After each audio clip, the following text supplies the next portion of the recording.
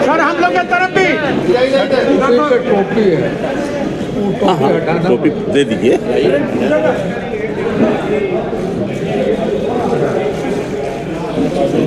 चल जाएगा।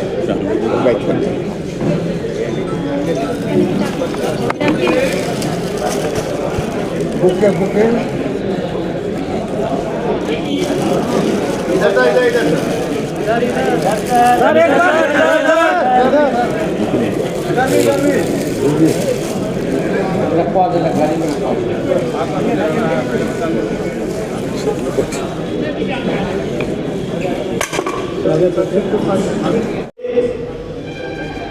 कहा जाता है नीचे ऊपर सरकार एक ही है, दो टक्के की सरकार है।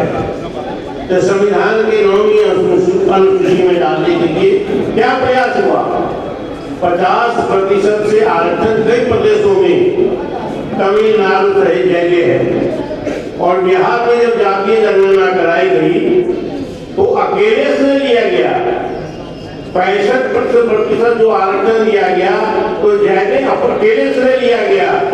बिहार में जो नौकरियों की संभावना बढ़ी और कहां नौकरी छुपी हुई, यह दिखाने काम श्री तेजस्वी प्रसाद यादव जी ने किया। और जब जनता में खास करके नौजवानों में ये बात घर कर गई कि तेजस्वी प्रसाद यादव जी उप मुख्यमंत्री नहीं होते, सरकार में नहीं आते तो नौकरी नहीं मिलती। कई लाख 10 लाख लोगों की नौकरी की बात की गई, लेकिन जब तेजस्वी जी का नाम होने लगा बिहार में तो साथ होते चले गए, बाकी अकेले चले जाएंगे।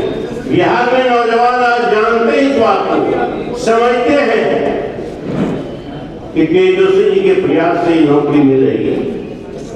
उन्होंने इसके लिए प्रयास किया था, ताकत लाई थी, शक्ति लगाई थी। सरकार काम कर रही है ये बताने का काम किया था। लेकिन एक को हम पूछिए ना, हम अकेले हैं, लेकिन अकेले हैं तो 3.5 आदमी सरकार चला रहे हैं, 3.5 आदमी पार्टी चला रहे हैं। और पिछड़े वर्ग के लोग, दलित लोग, अल्पसंख्यक, महादलित, अति पिछड़ा, तमाम वर्ग के जो लोग हैं नीचे तक थका हुआ महसूस कर रहे हैं। और जो पार्टी के अंदर लोग हैं वो भी समझते कि हम साथ धोखा हो रहा है, छल हो रहा है, क्योंकि पार्टी अब वो असली पार्टी नहीं रह गई जिसका दावा करते हैं नीतीश कुमार। वो पार्टी रह गई 3-3.5 लोग। इसीलिए मैं तय कर लिया कि हम नहीं रहना है। अब मैं नीति को लेकर के, सामाजिक न्याय के सिद्धांत को लेकर के, आरक्षण को लेकर के, जो पिछड़ों का हक बनता है उनको उसको हड़पने का जो काम किया, उसके लिए लड़ाई लड़ने के लिए मैं अपने पार्टी में लौट जाऊंगा। आज मैं धन्यवाद देता हूँ तेजस्वी प्रसाद यादव जी ने मुझे सदस्यता दी है राष्ट्रीय जनता दल में। एक बात का करके मैं और बैठा हूँ, जनता समझ रही है, अब ये बात उठ रही है कि जब सामाजिक न्याय की सरकार आती है, लालू प्रसाद यादव की सरकार आई तो कहा गया कि जंगल का शासन हो गया। और जब दूसरे लोगों की सरकार आती है तो रामराज हो जाता है। इसमें पिछड़ों की अल्पसंख्यकों, दलितों का अधिकार छीना जाता है। हम ये जंगली हो गए। लोकतंत्र में कर्पूरी ठाकुर ने कहा था, वोट का राज का मतलब होता है छोट का राज। छोट का मतलब होता है पिछड़ा कि पिछड़ा, अल्पसंख्यक, दलित, महादलित, सदियों से जो वंचित है न्याय के, अधिकार से, सम्मान से, उसके लिए सामाजिक न्याय। और जब उसकी सरकार बनती है तो जब चुनाव आएगा तो कहेगा जंगल बड़े हम जंगली हैं, और दूसरे जो हमको शासन करता रहा वो रामराजी है। इसी की लड़ाई है बिहार में, इसी की लड़ाई होगी। इस बार बदलेगा, सरकार बदलेगी, शासन बदलेगा, राजकाज बदलेगा।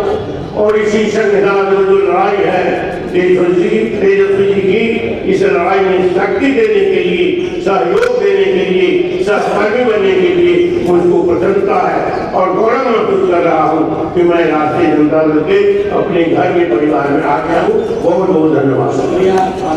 हमारे पटना के पत्रकार भाइयों का स्वागत है और खुशी की बात है आज कि हमारे अभिभावक, बड़े समाजवादी नेता, हमारे पिताजी के मित्र और सहयोगी रहे आदरणीय मंडल जी पुनः राष्ट्रीय जनता दल में उन्होंने वापसी की और उनके पार्टी में वापस आने पर मुझे पूर्ण भरोसा है कि सभी सामाजिक न्याय के विचारधारा वाले जो आवाम है, जनता है, इस निर्णय का स्वागत करेगी और एक समाजवादी विचारधारा को मजबूती मिलेगी। हमारा दल मजबूत होगा, हमारी विचारधारा और मजबूत होगी।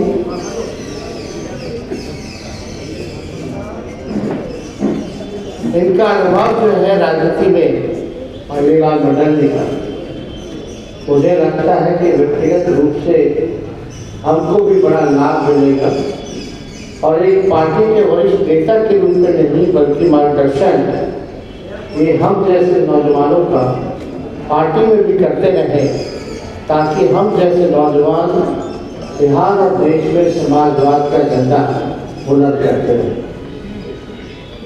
इनका योगदान रहा बिहार की राजनीति में, ये किसी से छुपा नहीं और एक खुशी है कि ऐसे हमारे अनुभवी समाजवादी नेता जो है पार्टी में हम लोगों का साथ मिला है, साथ आए और पार्टी में जरूर जो है इनको अहम भूमिका पार्टी में भी देगी और अहम जिम्मेदारी भी पार्टी जरूर उनको प्रदान करेगी और हम सब लोग साथ मिलकर के जो फिरका परिस्थितियां हैं, जो आज आरएसएस जैसा संगठन गांधी जी को अपमानित करता है, स्वतंत्रता सेनानी कितने रहे जिन्होंने देश की आजादी के लिए कुर्बानियां दी, वही मोहन भागवत जी, चाहे सुभाष चंद्र बोस हो, चाहे भगत सिंह हो, चाहे वीर कुंवर सिंह हो, चाहे रानी झांसीबाई हो, उनके शहादत को इन लोगों ने अपमानित करने का काम और का बयान भी आया होगा कि देश की आजादी, असली आजादी कब मिली। तो इन लोगों ने जो महापुरुषों ने जो देश के लिए कुर्बान हुए, ये क्या उनका अपमान नहीं? रही मोहन भागवत से मैं पूछना चाहता हूँ कि बताइए मोहन भागवत जी, पिछले दलितों को कब आजादी मिलेगी? और आरएसएस का प्रमुख कब पिछड़ा और दलित समाज का भी होगा या आदिवासी समाज का होगा? इसका जवाब दीजिए। इन लोगों के देश की आजादी में कोई कुर्बानी नहीं। भाजपा आरएसएस देश को तोड़ने का काम कर रहा है। संविधान के बदले ये लोग अपना नागपुरिया कानून लागू करना चाहते और हम लोग जब तक राष्ट्रीय जनता दल है तब तक जो है इनके अन्याय को सहेगा नहीं, बल्कि इनका पुरजोर हम लोग जो है विरोध करने का काम करेंगे, लड़ाई में। और ये चुनावी साल है, अब यहाँ देखिएगा कूद कूद करके केंद्र मंत्री हर दो दिन जो आएंगे भाजपा के, कभी अमित शाह जाएंगे और राष्ट्रीय स्तर पर हर दूसरे दिन तीसरे दिन बिहार की चर्चा भी होगी और बीजेपी के आईटी सेल की भूमिका भी बढ़ जाएगी। जो ED, CBI, income tax, Bihar के लोग राजनीतिक रूप से, सामाजिक रूप से परिपक्व, वो लोग सब कुछ समझते हैं। बिहार हिसाब मांग रहा है नीतीश जी के 20 साल का। बिहार 11 साल से जो डबल इंजन की सरकार राज्य में और केंद्र में चल रही है, उसका हिसाब मांग रहा है। कितने केंद्र मंत्री जो बैठे हैं बिहार के, उनसे बिहार के लोग, बिहार की जनता हिसाब मांग लिए। बताओ क्या किया बिहार की? सबसे ज्यादा वोट मिला, सरकार बनाए। 20 साल 11 साल मामूली नहीं होता। इतना समय बिहार के लोगों ने इस एनडीए को दिया और बिहार को क्या मिला? केवल जुमला, केवल सौतेला व्यवहार बिहार के साथ हुआ। हम लोगों की पुरानी मांग रही बिहार को विशेष राज्य के दर्जे को देने की। वही नीतीश कुमार जी कहते थे, दोहराते थे कि बिहार को मिलना चाहिए, हम पद यात्रा निकालेंगे। अब तो वो भी सरकार में बैठे, अब कब मिलेगा, कौन देगा? बिहार को क्या मिला? सब कुछ जितना गुजरात को मिला, बिहार को कहाँ मिला? वोट सबसे ज्यादा बिहार से और सब कुछ दे दिया गया गुजरात को। तो बिहार के साथ सौतेला व्यवहार हुआ। और हम लोगों ने जो आरक्षण की सीमा में बढ़ाई थी, 65% हम लोगों ने किया। सुप्रीम कोर्ट में आज राष्ट्रीय जनता दल की हम लोग पार्टी बने हुए हैं। इस लड़ाई को हम लोग लड़ रहे हैं और हम आपको बता दें कि इसमें भारत सरकार हो या बिहार सरकार, ये लोग एकदम नहीं चाहते, इनके वकील बहस नहीं करते, ये चाहते हैं हार जाना। वरना हम लोगों का तो साइंटिफिक रूप से जो है अध्ययन हुआ है भाई, हमारा सर्वे आया है, हमारे पास बेस है और उसी बेस के हिसाब से हम लोगों ने आरक्षण की सीमा बढ़ाई है। तो कोई कैसे खत्म हो जाएगा? ब्लॉक चले जाइए, कोई लेवल पे चले जाइए, बिहार जो है भ्रष्टाचार का केंद्र बिंदु बना हुआ है। आप गंगोत्री कह लीजिए, यमुनोत्री कह लीजिए, यानी यहां से केवल भ्रष्टाचार ही भ्रष्टाचार। सबसे बड़ी शिकायत है, गरीबों के पास जाओ, उनसे बात करो। दूसरा, जब हम महिलाओं से सब बात कर रहे हैं हर जगह जाकर के, तो महिलाओं का कहना है कि ये महंगाई की मार सबसे ज्यादा जो है महिलाएं झेल रही है। हर चीज महंगा हो गया। और ये पॉपकॉर्न पे भी जो है जीएसटी लग गया। पता नहीं चूड़ी उड़ी बिजली पे भी लगा होगा, सिंदूर पे भी लगा होगा। एक बच्चा बीमार पड़ जाए तो घर चलाना मुश्किल। गैस सिलेंडर 1200 रुपए, बिजली बिहार में सबसे महंगा मिलता है पूरे देश में। कमाई कम है लोगों की, खर्चा ज्यादा है। और इसी रिपोर्ट में जब जाति आधारित गणना करा तो किसका कितना शैक्षणिक है, किसकी क्या आर्थिक स्थिति है, उस रिपोर्ट में गरीबी का रिपोर्ट आप लोगों ने पढ़ा होगा। 94 लाख ऐसे परिवार है जिसका आय 6000 रुपए से कम है। आज सरकार उनके लिए क्या कर रही है, क्या सहयोग कर रही है, क्या विजन है? और नीति आयोग के रिपोर्ट में देखिएगा, बिहार बेरोजगारी, पलायन, गरीबी में अव्वल राज्य में है। 20 साल से राज कर रहे हैं, 11 साल से वहां इतने केंद्र मंत्री क्या कर रहे हैं लोग? केवल अपनी राजनीति रोटी सेकते हैं। हिंदू मुसलमान नफरत की राजनीति, भेदभाव तोड़ने की राजनीति, और केवल कुर्सी पे बैठ के, सरकार में बैठ के मलाई खा, यही काम है। लेकिन बिहारियों को क्या मिला? 94 लाख परिवार। इसलिए हमने वादा किया है कि हमारी सरकार बनेगी तो 1 महीने के भीतर माँ बहन मान योजना की हम लोग शुरुआत करेंगे, जहां माताओं बहनों को 2500 रुपए डायरेक्ट खाते में हम लोग देंगे। 200 यूनिट फ्री में बिजली देंगे। विधवा, वृद्धा, दिव्यांग लोगों का जो 400 पेंशन है, बगल के राज्य झारखंड में 1000 रुपए, यहाँ मात्र 400 है। इसको बढ़ा करके हम लोग 1500 रुपए करने का काम करेंगे। ये 5 लाख नौकरी हम लोगों ने दिया। वही चाचा कहते थे कहाँ से लाएगा, अपने बाप के पास से पैसा लाएगा। हमने जो लकीर खींची है उसी के आगे पीछे लोग जो है बात कर रहे हैं। वही चाचा कहते हैं 20 लाख का प्लान, पता नहीं कहाँ कितना दिया नहीं दिया, जब से सरकार ने एक भी नौकरी दी। तो लोग जो है चाहे छात्र, युवा, नौजवान सब परेशान है, माताएं बहनें सब परेशान है, बुजुर्ग हो वो परेशान है, खिलाड़ी परेशान है, बिहार के दिव्यांग परेशान है। कोई भी ऐसा वर्ग, ऐसी जाति ना हो जो इस मौजूदा सरकार से परेशान था। तो हम लोग जो कहते हैं वो करके दिखाते हैं। और आगे भी देखिएगा जो हम लोग कर रहे हैं, इन लोगों के पास, नीतीश जी के पास अब विषय नहीं रहे, अब तो हाईजैक को रखे। ठीक कहा मंत्रिमंडल जी ने, 3.5 व्यक्ति जो हैं वो सरकार चला रहे हैं और पार्टी चला रहे हैं। असल में वो सरकार अब पार्टी, मुख्यमंत्री का चेहरा आगे करके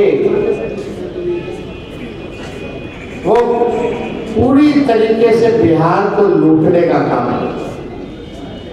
और हमने तो पहले भी कहा, डीके बॉस जो है वही सुपर सीएम है।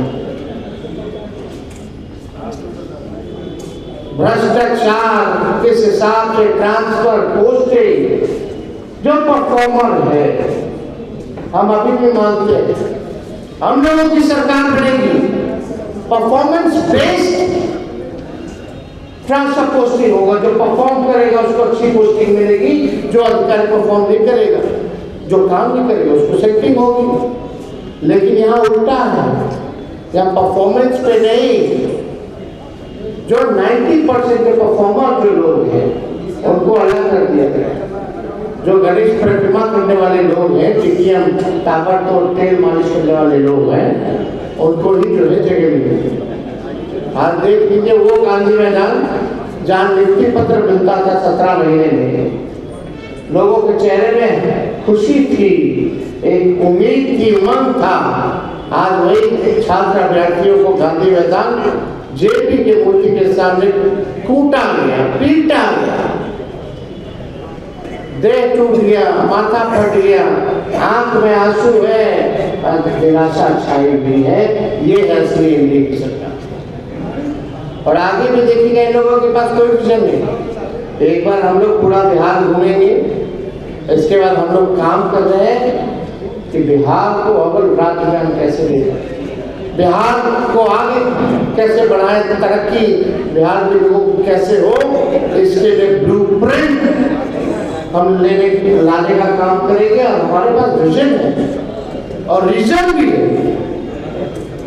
और हम लोग काम करने वाले नौजवान हैं, नए सोच के हैं, नया बिहार बनाना, सामाजिक न्याय के साथ साथ लोगों के साथ आर्थिक न्याय भी हम लोगों को करना है। तो इस काम में हम लोग लगेंगे। अब तो भाजपा के हों, दिन भर कूद कूद करके बिहार की बात करेंगे, बिहार की चर्चा करेंगे।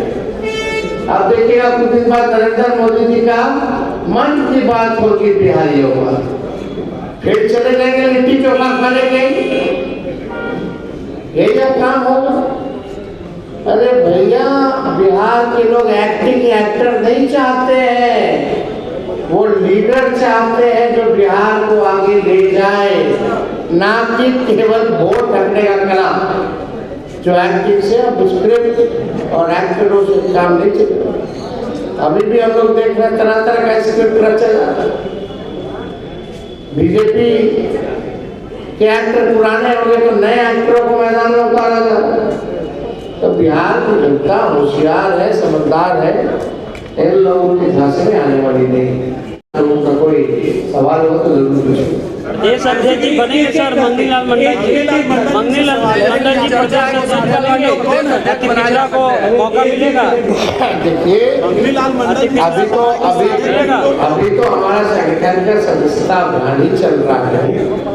अभी तो चुनाव होगा, ब्लॉक के अध्यक्षों का चुनाव होगा, प्रदेश अध्यक्ष का चुनाव होता है, राष्ट्र अध्यक्ष का चुनाव होना है।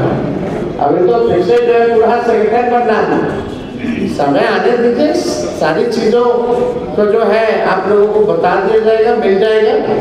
हाँ, लेकिन एक बात है, मंगनीलाल मंडल जी की भूमिका जो है पार्टी में अहम रही।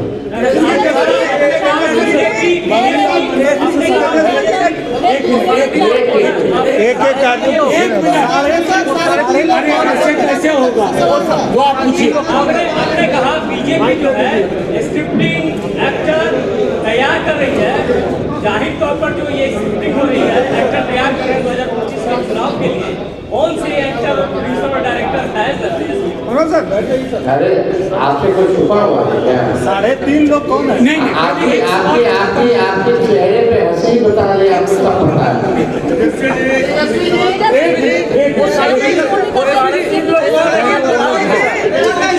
अरे भाई साहब जारी करना चाहिए, उनकी मानसिक हालत की जांच होनी चाहिए। कौन? प्रशांत किशोर कह रहे हैं कि उनकी मानसिक स्थिति की जांच होनी चाहिए। हम देखिए इस सब पे क्या टिप्पणी करना आप लोग। क्योंकि आपने भी कई बार कहा है। नहीं हमने ये नहीं कहा, हमने कहा कि पता नहीं क्या दवा कौन क्या खिलाता नहीं खिलाता, इसकी बात की चिंता तो होनी चाहिए ना।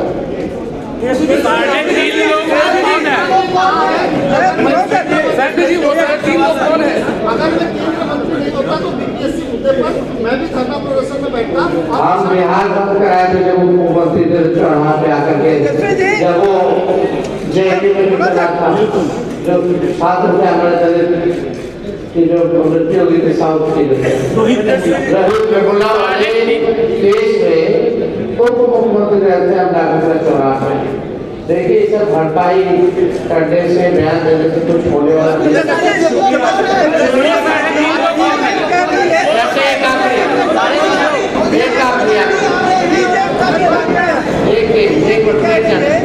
बीजेपी कह रही है कि जैसे 5 कांग्रेस मिलकर महाभारत जीते थे, वैसे एनडीए के 5 दल मिलकर इस बार 2025 जीते गए। पिछले बार कितने दल थे? पिछले बार कितने दल थे? 4। कौन कौन थे? एक सवाल